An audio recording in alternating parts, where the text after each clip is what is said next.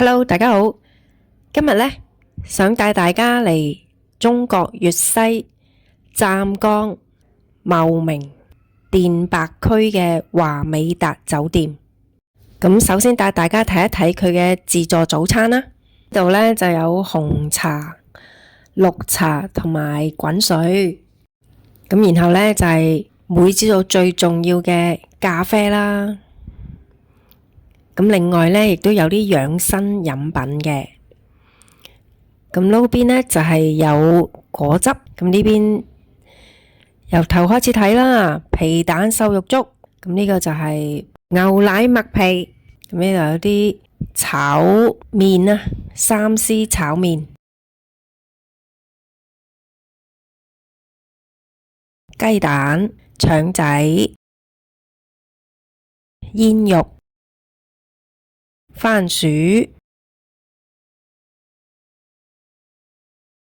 咁呢邊呢就係煎蛋，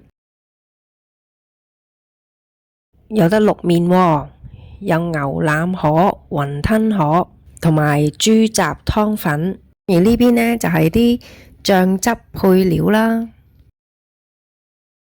咁再過嚟呢邊睇一睇先，開粟米、冬瓜、菜心。呢個似係醬油雞腳、白蘿蔔牛雜，跟住就係白粥。咁啊，又有啲配料。咁呢邊就係麵包啦，有磅包啦、麥包啦，同埋牛角包。